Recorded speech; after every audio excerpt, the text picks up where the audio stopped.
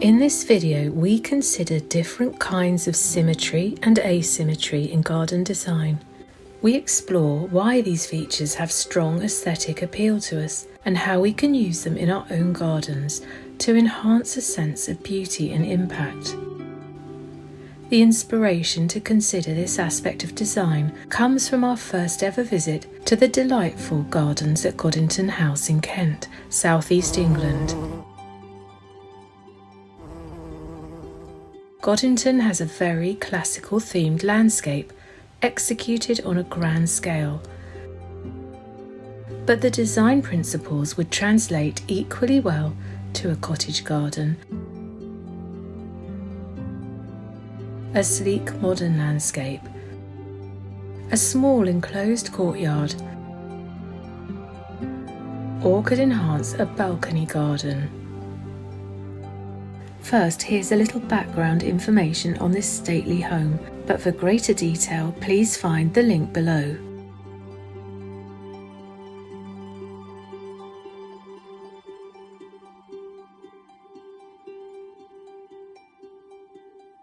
Godinton House is surrounded by parkland, woods and a mixture of pasture and arable farmland, situated on the gentle south-facing slopes of the Great Stour Valley in Kent.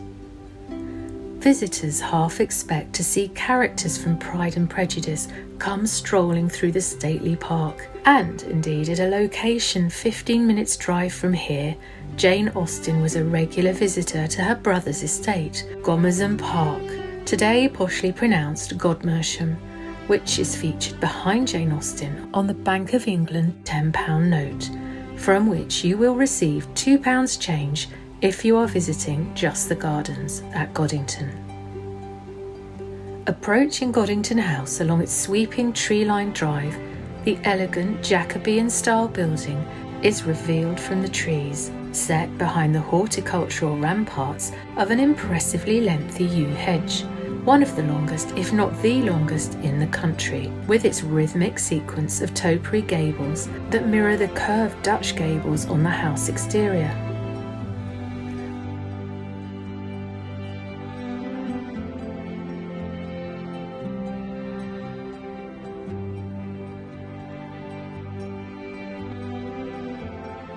Over the centuries, this manor's architecture has evolved around the original medieval Great Hall, and from the late 1800s, architect and garden designer Sir Reginald Blomfield was commissioned to update the house and redesign the gardens, which included planting the vast yew hedge.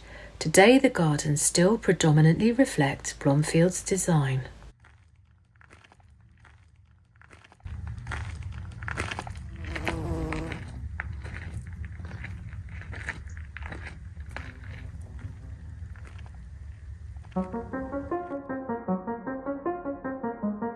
At the visitor entrance, the garden has yet to reveal itself, but passing the former stable's courtyard, there is already a strong sense of symmetry, emphasised by a pair of mature yews growing either side of the carriage arch, which lends this characterful entranceway even more presence.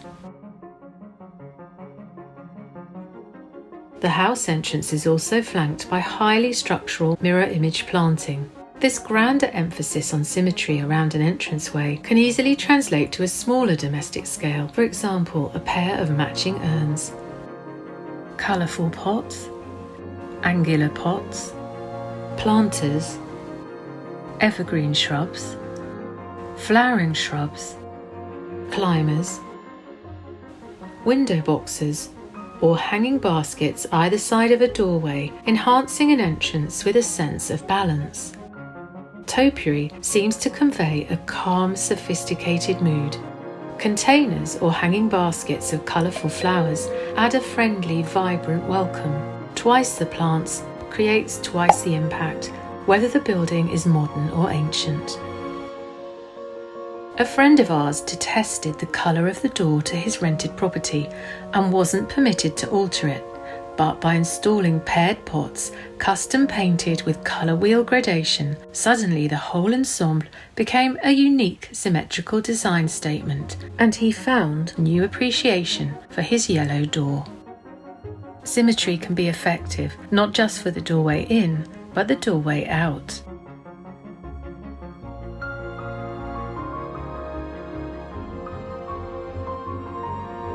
Human preference for bilateral symmetry may have its origins in the human face and the reassuring presence of parents' and carers' faces in the baby's early life.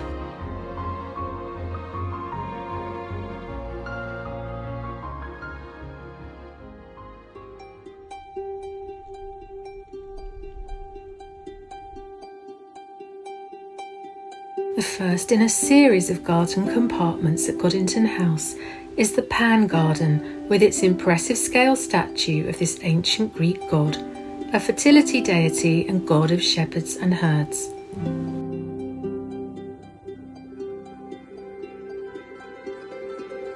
The topiary plat is laid out with 4 box-hedged quarters, shaped as billowing buxus forms, and each enclosing a beautiful berry-covered eastern hawthorn, Crataegus orientalis, a small deciduous tree which bears white fragrant flowers in spring.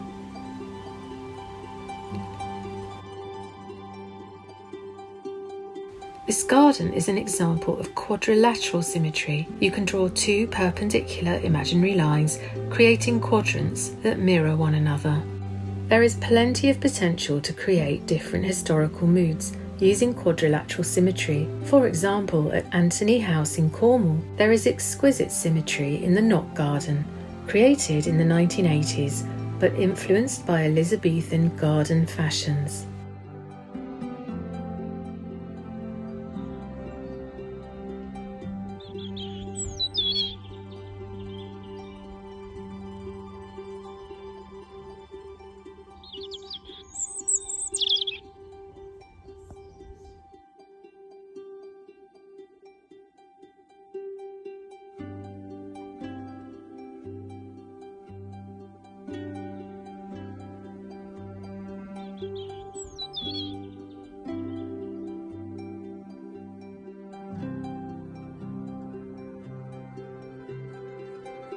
Pan has a reputation as a god of wild living and was worshipped not in temples but in the natural environment, so it is not without humour that the original geometric plan of the planting design represented order and balance, the very opposite of Pan's characteristics. In the late 19th century, there was a resurgence of interest in the Pan motif throughout literature and design. For example, author J.M. Barrie wrote the story Peter Pan about a boy who he described as betwixt and between, part animal and part human. Perhaps society's fascination with Pan at this time reflected growing interest in psychology and psychoanalysis, an awareness of the tension between human instinctual drives and behaviour and the constraining rules of civilised deportment.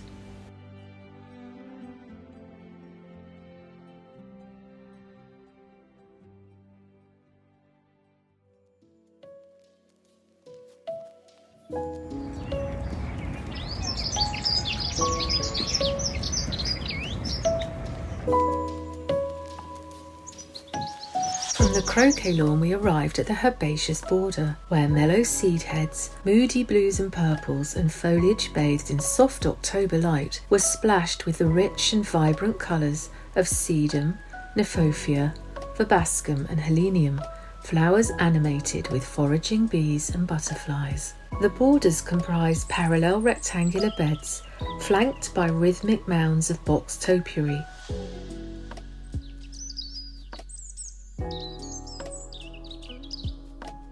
Herbaceous borders have traditionally been created as wide as the gardener's reach from either side, and rose to great popularity in the Victorian era.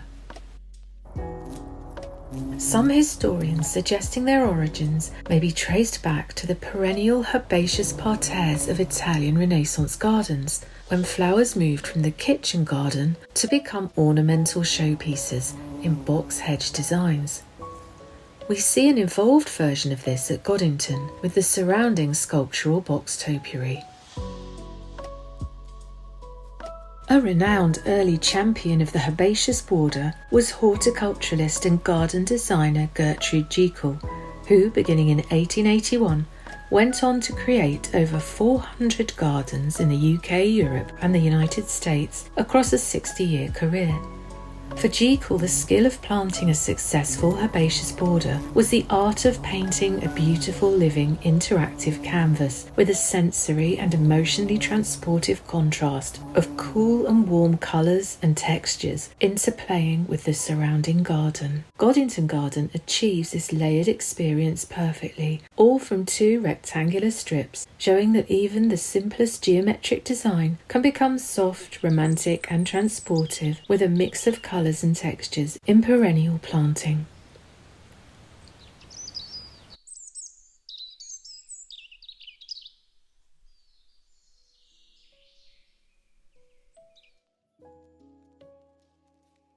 The parallel planting design approach can be equally effective with the repeated use of a single type of bold architectural plant, as demonstrated in another area, which links the wild garden with the former tennis lawn. Parallel planting is used to create an avenue of pampas grass that looks pleasing enough as you approach, but once immersed inside this passageway, it feels like walking through a parted sea of tumbling brushstroke waves flowing towards you, urging you forward and framing the vista, creating great anticipation for viewing the sculpture beyond.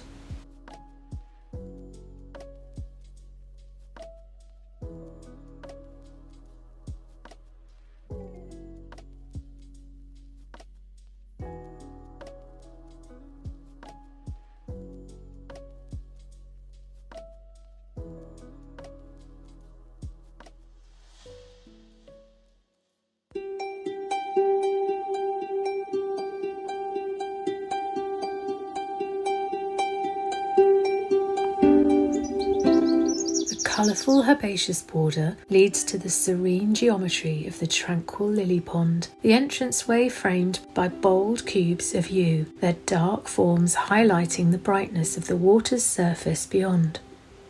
The sense of symmetry in the pond design is magnified by the watery mirror image of the statue of Venus and the reflected foliage of weeping willows, although the original symmetrical planting of trees in the 1950s has been lost over the years.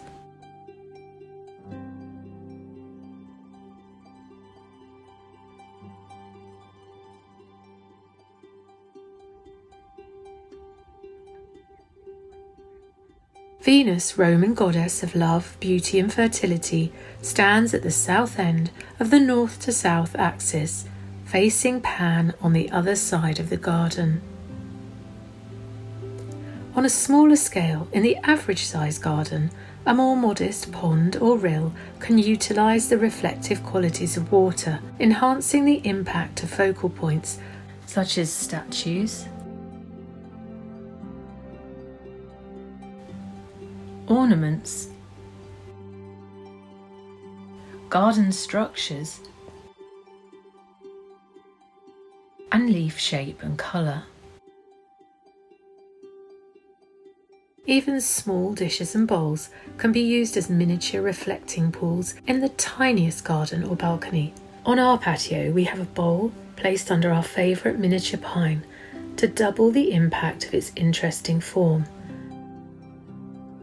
And at the Chelsea Flower Show this year, we loved the shallow bowls of still water made from recycled materials that mirrored overhanging leaf patterns in the gold medal-winning garden by Sarah Price. And of course, as well as ornamental beauty, ponds, water bowls and bird baths offer benefits to wildlife.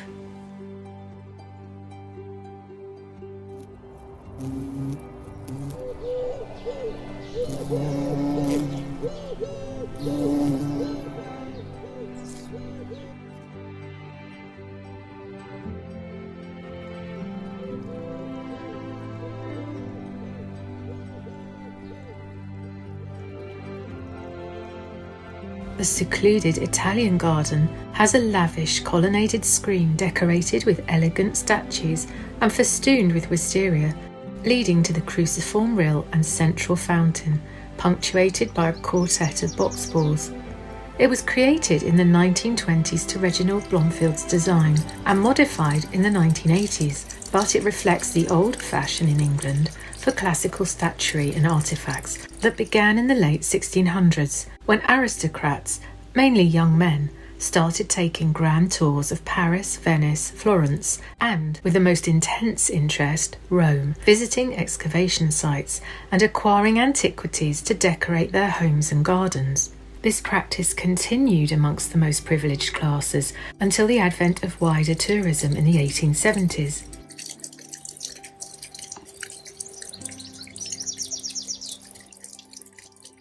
Classical statues and artefacts were not just displayed for their intrinsic beauty, but were cultural signifiers of an educated and worldly mind, with knowledge of the ancients and their art, literature, philosophy, and mythology.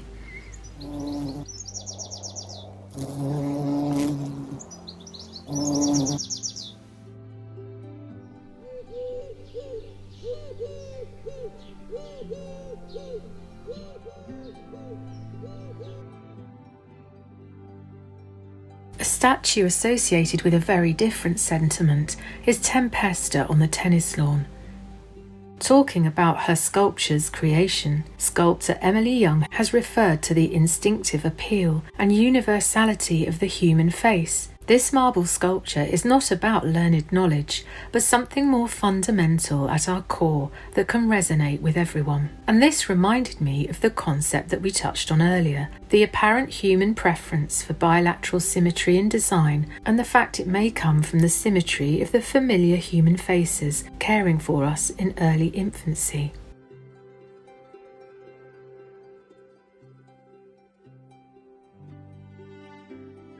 However, the instinctual appeal of symmetry is complicated by the fact that people are passionate about asymmetric design too, which can often have a particularly dynamic appeal. But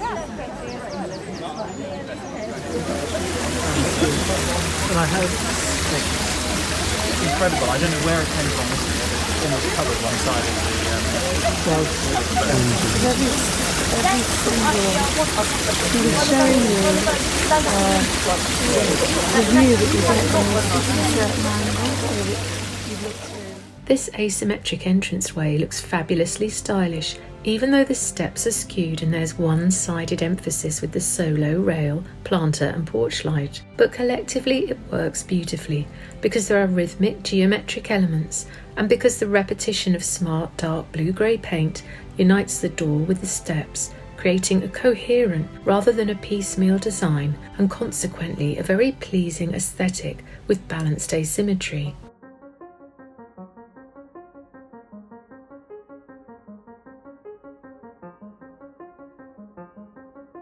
So whilst many statues at Godinton are arranged as the highlight central features in a charming symmetrical design, as seen in the Rose Garden, there are also impactful asymmetric arrangements around the grounds. A sense of balance is key for successful asymmetric design. If this goddess was aligned with the symmetry of the building behind, the beautiful tree trunk would be a competing feature, but with the balanced space between the two, there is a sense of harmony.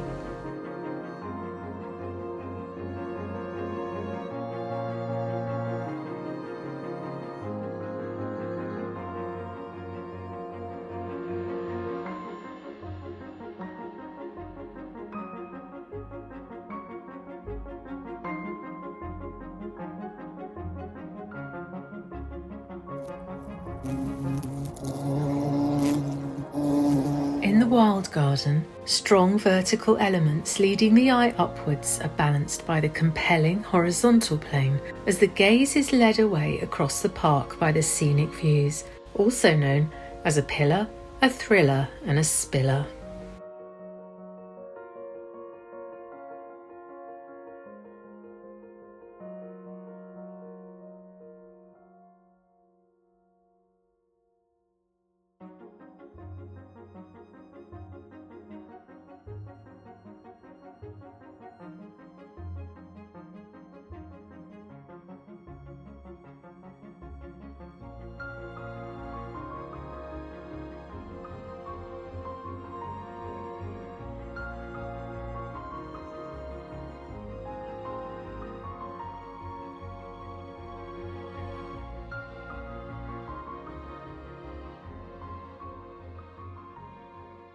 The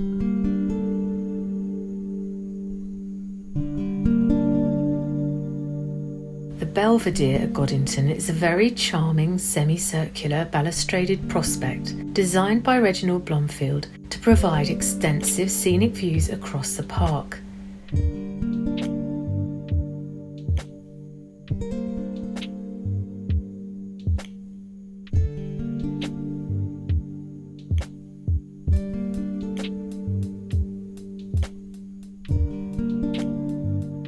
There is a lot of softly romantic charm to the container planting at the centre, with the palest pink and white snapdragons, burgundy heuchera, blue sage and silvery licorice plant spilling out to mirror the glaucous eucalyptus leaves above. But to reproduce this feeling on a sunny balcony or terrace at home, rather than one central pot, two large identical containers at either end, mirroring one another, will extend the perceived distance between the pots, making the space feel wider.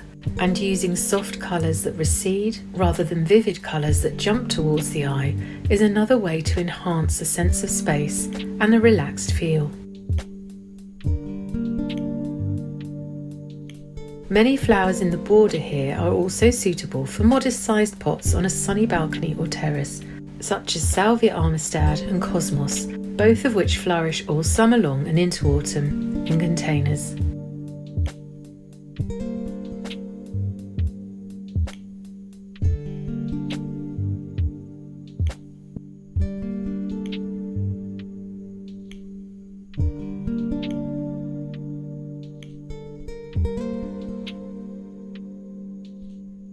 The way that symmetrical design can expand the perceived size of a restricted space is shown in the small recessed enclosure at the north aspect of the house, where topiary hedging surrounds the equine sculpture within a central circular path which adds a sense of movement and keeps this shady garden from feeling static. Naturalistic ferns amongst formal clip-box geometry soften the surroundings with a more gentle, unmanicured feel, and climbers on the house walls extend the green space vertically, enlarging the perceived size of the small garden further still.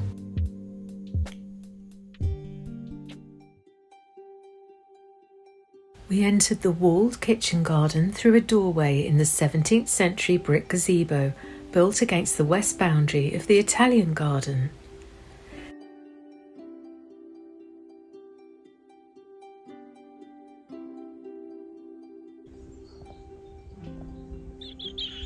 It is sometimes suggested that kitchen gardens were sited away from the main house as they were undesirable spaces to visit, a functional environment, and one of toil, the opposite of the stately, leisurely atmosphere of pleasure grounds.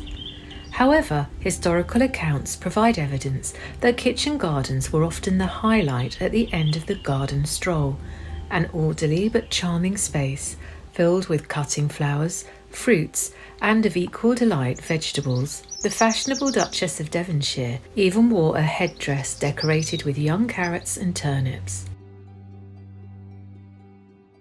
Today, as in centuries past, the high brick walls and greenhouses of the kitchen garden offer protection from the elements, and the bricks soak up and radiate welcome warmth from the sun, creating a microclimate within while keeping destructive deer and rabbits out.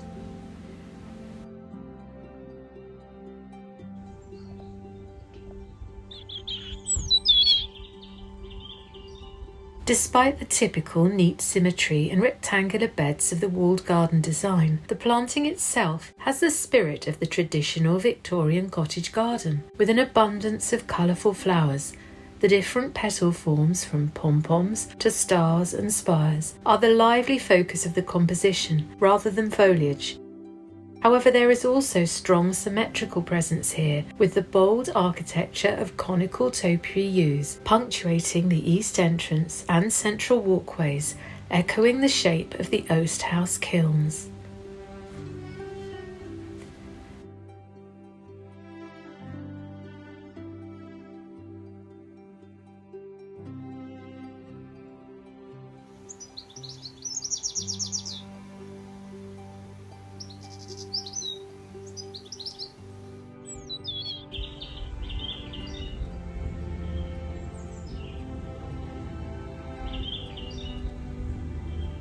In the late Victorian greenhouse, the exotic plants beloved by Victorian collectors, such as scented pelargoniums, are grown under glass.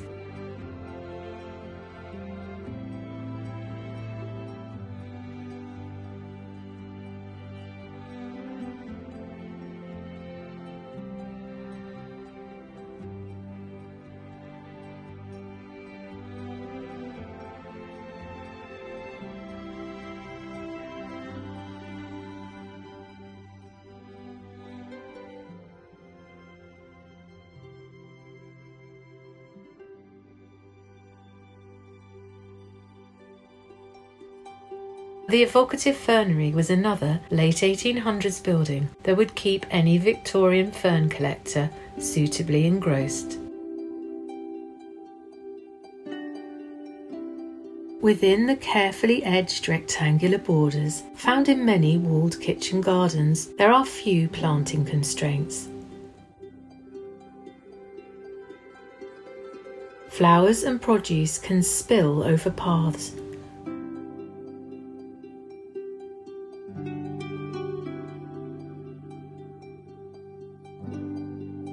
All can be presented in neat parallel rows.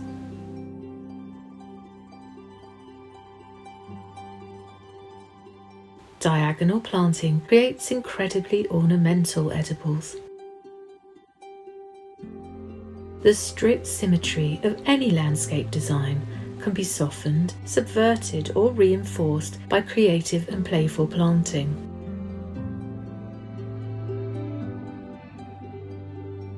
Anything goes. Gardeners will always think outside the box.